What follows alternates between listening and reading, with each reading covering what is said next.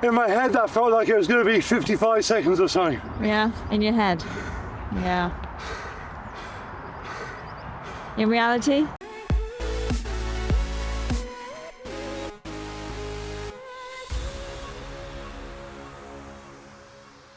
This video is sponsored by Squarespace. Mo Farah is a very fast 5 and 10 kilometre runner. Here he is at the Olympics winning gold in front of thousands. I'm an above average 5 and 10k runner. Here I am at my local duck pond winning my age group. In front of mostly people feeding the ducks. Anyway, a friend recently said it's incredible that fast as you are, the speed that Mo Farah is going at lap after lap after lap, that's faster than you could do one. I said, pump your brakes. He might be quite nippy over a long distance, but he can't possibly be travelling at a speed that I can't sprint at for one lap. I'm more powerful, more explosive, I'm a more muscular runner. Have you not seen the duck pond video?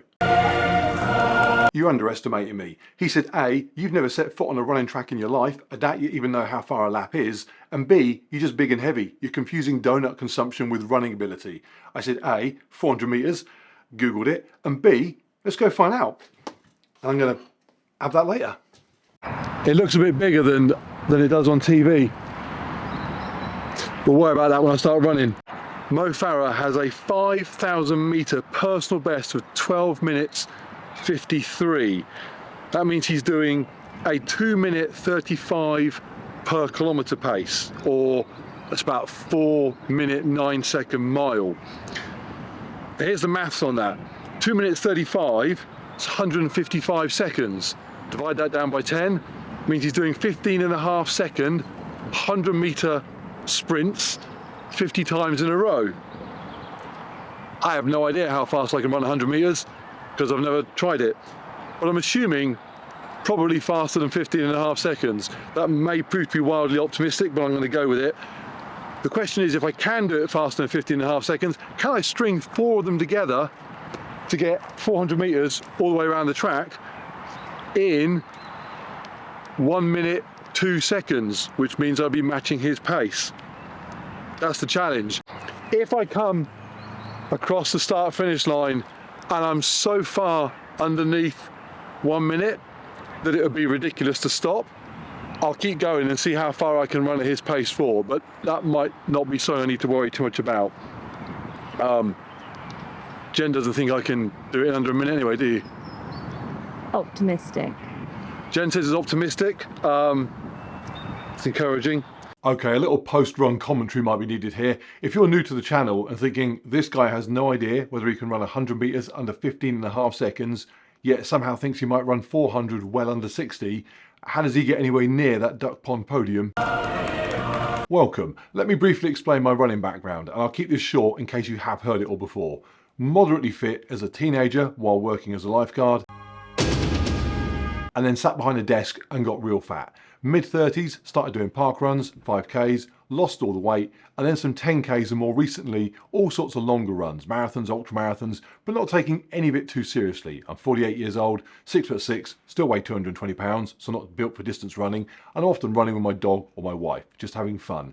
And I also do some cycling, lift weights, so just looking for all-round general fitness. I have never been on a running track before in my life, and never timed myself doing anything short distance. The closest I have got is trying to do a 1 mile in under 5 minutes, which I missed by 13 seconds. So stating the obvious, I am no way near Mo Farah, and so the point of this video, much like when I tried to race Eliud Kipchoge, or Bradley Wiggins, or Steve Redgrave, is to just show how elite sports people are, even compared to someone that the average person would think is not too bad. Okay, back to the track. And I did a bit of warm up here, but running at some different paces that might be a bit more relatable than Mo's 2 minute 35 kilometre pace.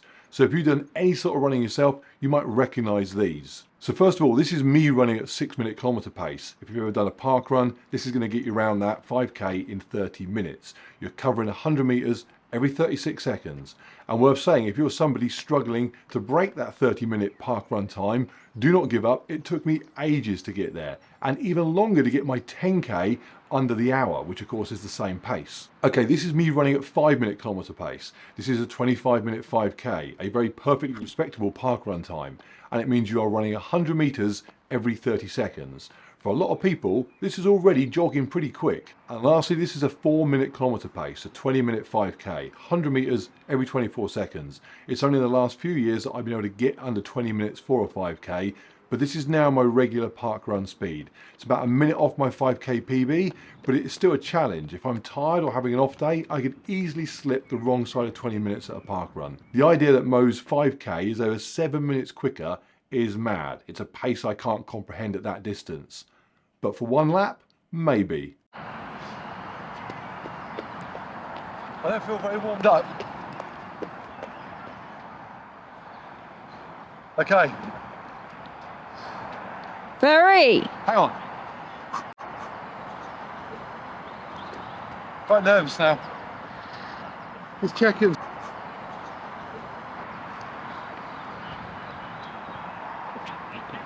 Three, two, one, go.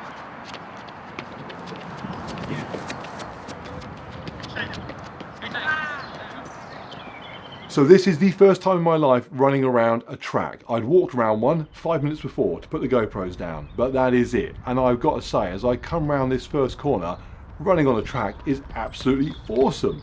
The surface is bouncy, and in combination with my carbon-soled shoes, I just felt like I was flying. Going down the back straight, I've got no idea about pace at all. I'm not flat out sprinting, but I'm not far off. Apart from a few seconds sprint finish at the end of a longer run, I would never normally travel at this sort of speed in anything that I do. But I am absolutely enjoying it. It just feels so different to my normal trail runs, which I love doing. But as I'm coming onto the finish straight here, I'm thinking I just need to join an athletics club. I would be amazing. Or would I? As you can probably see from the clock, my perception of how quick that I'm going is not 100% accurate.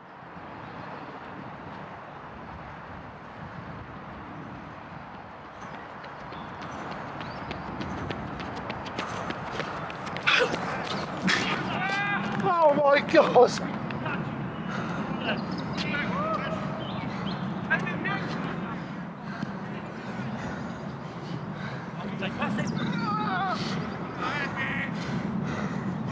That felt so fast! Oh my God! That felt so fast! Minute 6.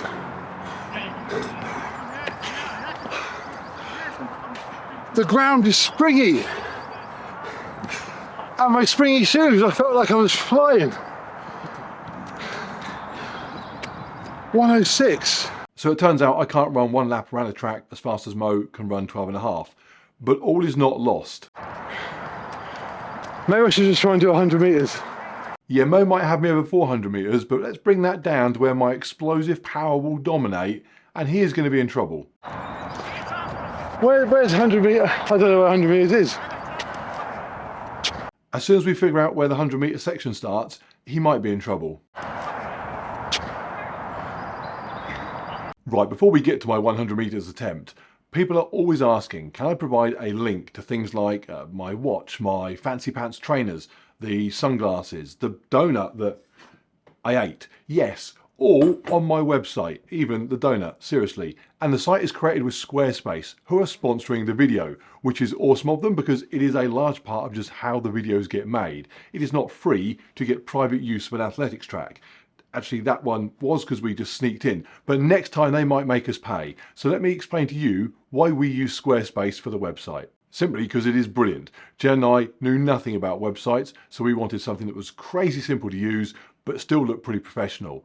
And Squarespace was perfect for that. We went from knowing absolutely nothing to be able to upload stuff to the site whenever we like, even remotely by our mobile phones, to tweaking the fonts and the images that you can see, basically making one of their numerous templates perfect for what we wanted. And we now have all sorts on there, details of the events that I'm doing coming up in the future, obviously the gear I use. In the not too distant future, we'll have a blog on there because again, Squarespace have got all that covered. You can set your blog up with them, along with everything else that you'd expect. You can use them to sort out your e-commerce needs. You can set up a domain, transfer a domain to them. We waited ages to set up a site because we just thought it was going to be a hassle to do.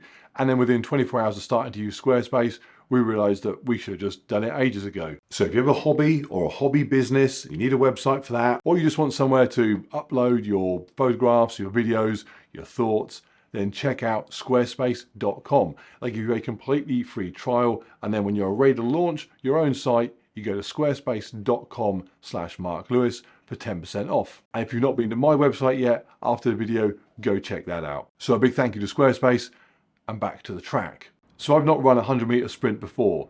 Once we figured out where you start from, my initial thoughts were that it looks like a long way. 15.5 seconds to match Mo's 5k pace.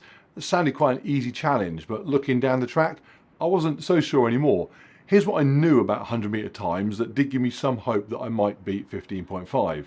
The world record, Usain Bolt's 9:58 seconds. That's really all I knew actually. It just seemed like another 6 seconds on top of that was going to be ample. And I also found some footage of Mo running 100 meters himself. 10 years ago he did Superstars. I wasn't even aware they rebooted Superstars 10 years ago. Last time I saw it was watching Brian Jacks had me asking my dad to build me some dip bars in the garden. Anyway, on that show Mo runs a 12:98. The triathlete Brownlee brothers, serious endurance athletes, both get under 15, and Anthony Joshua 11.5 seconds. So here was my thinking: Usain Bolt 6'5", Anthony Joshua 6'6". Ignoring the fact that I'm not an Olympic champion and quite old, I feel that my body type is more theirs than Mo Farah's and the Brownlees, so I should be okay. And that's even allowing for the fact that I don't have any blocks to start on.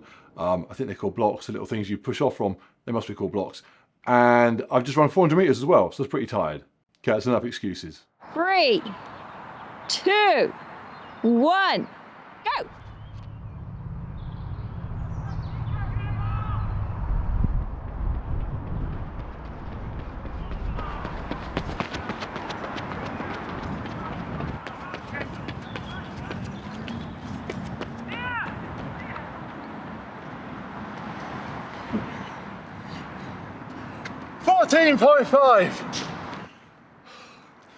Crushed it. Not sure anyone's ever used crushed it before to describe a 14.5 second 100 meters, but I felt like I crushed it. And I had about 10 seconds where I felt very superior to Mo and his 15.5 seconds until I realized that I was running as fast as I possibly could, and he would have been 1 second behind before continuing to do another 4,900 meters to get his 5k. Okay, yeah, he's quite quick then. He's quite quick. Yeah, he is quite quick. In fact, he is insanely quick when he wants to be. He was known for having the ability to blast off on his final lap of a 5k. A little bit of an acceleration, he has the ability to do that. And now the kick starts, look at that, away we go. Here he is in 2013, and as the bell goes for the final lap here, he takes off. He ran that last 400 in under 51 seconds. 12.75 seconds per 100 meters. When I used to watch things like that, I assumed he was going from jogging fast to jogging a bit quicker. He's actually going from running at a fraction slower than I can sprint at to sprinting faster than I can sprint. Interestingly, when I did the Kipchoge challenge, where I tried to run at his marathon pace, lasted 2 minutes, I actually felt I had a better understanding of what he was doing than I did this time round. I can only do what Kipchoge does for 2 hours for 2 minutes, but for 2 minutes I could actually do it. This time, doing what Mo Farah used to do for 12 or 13 minutes, I can't do that for seconds. Luckily, he is 10 years younger than me, so even if he shows up at the next duck pond race, different age group, my podium is safe. Okay, hope you enjoyed that one. That track stuff is awesome. I'm genuinely excited to sneak back down there and go and do some more track-based stuff over the summer. In fact, getting a sub 60 lap might well be on my list of things to do now. It's just such good fun. Going around those corners, pushing hard. It just feels like I'm a pair of white leggings away from going full Drago.